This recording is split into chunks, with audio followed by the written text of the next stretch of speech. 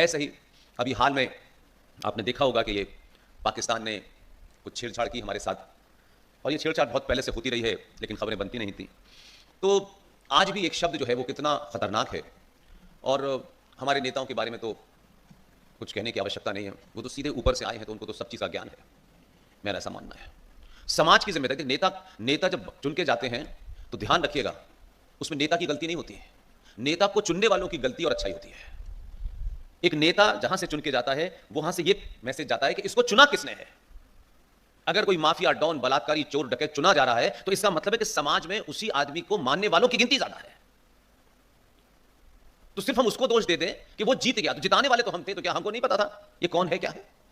तो जब आप उस पॉजिटिव चीज को लेते हैं, जब आप इस बात को बड़े गर्व के साथ कहते हैं कि हमने 2014 में किसी को जिताया, तो उसका श्रेय आपको मिलता है कि ये गुजरातियों ने इसको जिता के भेजा है, तब ये इतना बड़ा काम कर रहा है। तो जब भी उसकी तारीफ होती है तो पूरे गुजरात की तारीफ होती है। तो ऐसा नहीं है कि हम जब बुरों को जिताएंगे तो उसमें उसके बारे में नहीं कहा जाएगा। लालू को किसी ने जिताया होगा, मुलायम सिंह को भी किसी ने जिताया होगा, और एक से एक महान यहां से गए। तो आपको गांधी जी की जिम्मेदारी लेनी होगी और मोदी की भी लेनी होगी। तो जिंदा समाज अपने रहते हुए, या हम में से इंडिविजुअल भी कोई गलती कर दे और समय रहते उस गलती को ठीक कर ले तो ज्यादा नुकसान नहीं होता, लेकिन गलती करे और फिर इस पे अड़िग रहे कि नहीं हम तो ऐसे ही थे, तब तक मुश्किल होता है। तो अभी भारत और पाकिस्तान के बीच में मारपीट चल रही थी, तो शब्दों के चयन की बात पे आ रहा हूं मैं, क्योंकि ये रोजमर्रा के शब्द हैं। कम से कम इस सभा में जो लोग आए हैं, इसमें मैं कोई पॉलिटिकल बात नहीं कह रहा, इसमें वो आपकी ऑथेंटिसिटी की बात कह रहा हूं, ताकि कल जब आप समाज में कहीं भी खड़े होकर बोलें तो लोगों को पता हो कि इसको ये पता है। और मेरे लिए गर्व की बात ये होगी कि उन्हें ये पता हो कि पुष्पेन जी ने इनको संबोधित किया है, उसके बाद भी अगर ये गलत करें तो पुष्पेन जी फिर कन्वे नहीं कर पाए अपनी बात को। अभी भारत पाकिस्तान के बीच में क्या हुआ है बताइए एक शब्द में, बोलिए, जोर से बोलिए। भारत और पाकिस्तान के बीच में युद्ध हुआ है, यही हम सब मानते हैं। और पाकिस्तान ने क्या किया है? पाकिस्तान ने भी युद्ध किया है, आप ऐसा मानते हो? हैं? यही आपकी सबसे बड़ी भूल है। युद्ध शब्द की उत्पत्ति कहां से हुई, यह शब्द कैसे बना? कोई शब्द अपने आप नहीं बनता है। सबने महाभारत देखी होगी, तो महाभारत में दो सेनाओं के बीच में युद्ध होता था, है ना? Yes no? तो हम उस परंपरा के लोग हैं, हम उस फिलॉसफी के लोग हैं। यह बात अलग है कि आज समाज का स्तर बड़ा नीचे चला गया है, तो भले ही हमारे किसी शब्द का अनर्थ कर दिया हो किसी ने, लेकिन शब्द वही रहेगा। थोड़ी देर के लिए समाज में बौनापन आ गया है तो लोग भूल गए हैं, लेकिन उससे शब्द बौना नहीं हुआ है। शब्द की ताकत आज भी है। तो महाभारत का युद्ध आपने देखा। हम पूरे ब्रह्मांड में एकमात्र ऐसे प्राणी हैं कि हमारे यहां किसी से युद्ध हो रहा हो, किसी से झगड़ा हो रहा हो, उसमें भी नियमों का पालन करते हैं। या नहीं, जब युद्ध लड़ा जाता था तो इधर की सेनाएं उधर के सेनाओं पे हमला करती थी। ये तो सब आपने देखा होगा। और आज की जनरेशन महाभारत का सिर्फ इतना ही एपिसोड देख ले कि ये होता क्या है। तो क्योंकि हम एक लंबे समय के बाद धीरे धीरे धीरे धीरे बहुत मार्केट में सस्ते हो गए हैं। हमको भारी शब्द याद नहीं है, क्योंकि लगता है क्यों इतनी भारी भारी बातें करना। मैगी खाओ, 2 मिनट में तैयार, 2 मिनट में खत्म। तो हमारी जो रिटेनिंग कैपेसिटी है वो भी थोड़ा हल्की हो गई है। युद्ध के नियम होते हैं, दोनों शत्रु हैं लेकिन दोनों को नियम मानने होते थे। तो सुबह सूरज जब निकलेगा तो इधर से भी बिगुल बजेगा और उधर से भी बिगुल बजेगा कि अब हम लोग युद्ध करने जा रहे हैं। और युद्ध के साथ ही एक शब्द है जो दुनिया की किसी भाषा में नहीं है, क्योंकि हमारी संस्कृति का वो हिस्सा है और दुनिया की संस्कृति का हिस्सा नहीं है, कि दुनिया में कोई संस्कृति नहीं है। ये जो शब्द आप सुनते हैं युद्ध विराम, ये सिर्फ युद्ध के साथ ही है। और युद्ध विराम क्या है कि सुबह सूरज निकला, दोनों तरफ से बिगुल बजा और सेनाएं तैयार हुई और फिर एक दूसरे के ऊपर जितने भी हमले कर सकती थी करते थे। वो शत्रु है, आप एक दूसरे के शत्रु हैं, तब भी इतनी बड़ी फिलॉसफी थी कि दोनों ही तरफ के लोग उस नियम का पालन करते थे। और युद्ध हुआ और शाम को जैसे ही सूर्यास्त हुआ यानी सनसेट होता था, दोनों लोग अपना युद्ध रोक देते थे।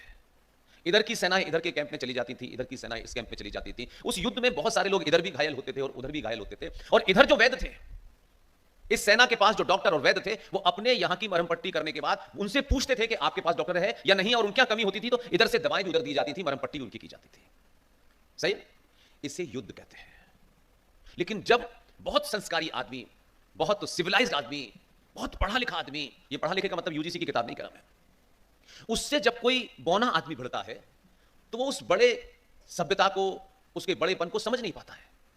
इसलिए बहुत पढ़ा लिखा आदमी एक जाहिल से हार जाता है, इसलिए कि जाहिल जो बातें कर सकता है वो पढ़ा लिखा नहीं कर सकता, और वो अपनी बात को इतनी जोर जोर से करता है कि पढ़ा लिखा सरेंडर कर देता है कि तभी तू ही जीत गया। ऐसे ही युद्ध में हुआ। तो आज जो हम जिस स्थिति में हैं उसके सही शब्दों से उस सभ्यता का, उस संस्कार का पता चलता है। तो युद्ध पूरी दुनिया में सिर्फ हम ही करते हैं, अगर होता है तो हम ही करते हैं दुनिया में, और कोई नहीं करता। और उसका जिंदा उदाहरण आपको समझा देता हूं। जो बच्चे आज के युवा हैं, आजकल पाकिस्तान के साथ जब ये हमारी वॉट लिमिटेड वॉर हुई तो बहुत सारी बातें आई, टेलीविजनों पे नेताओं को बोलते देखा होगा आपने कि पाकिस्तान से हमने 65 में लड़ाई की, 71 में हुई। अब हम ये कहें कि भगवान राम तो है नहीं, ना भगवान कृष्ण है, लेकिन हमारे अनकॉन्शियस माइंड में राम के, उस रामायण के नियम आज भी कहीं बसते हैं। संसार थोड़ा सा घपले में चला गया है, समाज थोड़ा सा गिर गया है, समाज छोटी छोटी चीजों पे लड़ रहा है, वो एक अलग बात है, लेकिन वो फिलॉसफी अनकॉन्शियस माइंड में है हमारे, आज भी है। और इसीलिए शायद हम राम को अपना सिर्फ भगवान ही नहीं मानते हैं। राम के चरित्र को जब आप देखेंगे कि राम जब तक अयोध्या में थे तब तक सिर्फ राम थे। राम को सत्ता मिली और सत्ता के उसके घर में कुछ बात हुई तो राम ने 10 सेकंड में सत्ता अपने भाई को दी और वो जंगल चले गए। तो जंगल के जितने भी यहां से लेके वहां तक लोग थे, और जब वो वापस लौटे हैं जंगल से, तब उनके नाम के आगे लगाया गया मर्यादा पुरुषोत्तम राम। वो जब तक थे तब राम ही थे, लेकिन लौटने के बाद उन्होंने किस किस मर्यादा को निभाया उस विपरीत स्थिति में, तब जाके वो मर्यादा बने। तो एक राम वो है जब उस अयोध्या में है, और एक राम वो है जो पूरे जंगल से लौटे हैं, तब उनको मर्यादा पुरुषोत्तम राम कहा गया।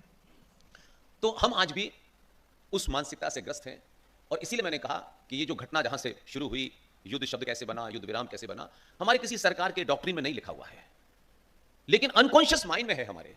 इसलिए 1971 में ये जो भारत के ईस्टर्न बॉर्डर पर एक देश है बांग्लादेश, बहुत कम लोग उसको गहराई से जानते हैं। ये जो पाकिस्तान जिसको आज आप देख रहे हैं, ये आधा पंजाब है जो हमारे पंजाब से कट के बना है। ये जो सिंध है, कराची है, ये उससे कट के बना है। और दो ही प्रदेश ऐसे हैं जो कटे नहीं है लेकिन वो वहां एज इट इज हैं। एक बलूचिस्तान है और एक केपी के है, जिसे खैबर पख्तूनख्वा कहते हैं, जहां पठान रहते हैं। उनका बॉर्डर अफगानिस्तान से लगता है।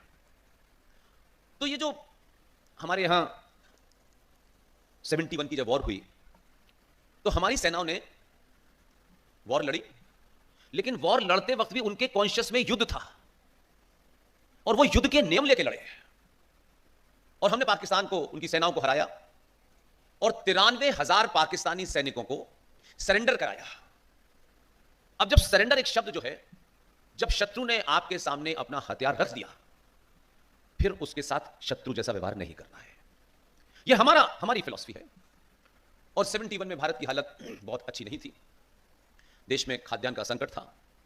अमेरिका में जो गेहूं वहां के जानवर खाते थे, वो गेहूं भारत को सप्लाई किया। लाल रंग का गेहूं आता था, जो बड़े होंगे वो बता देंगे।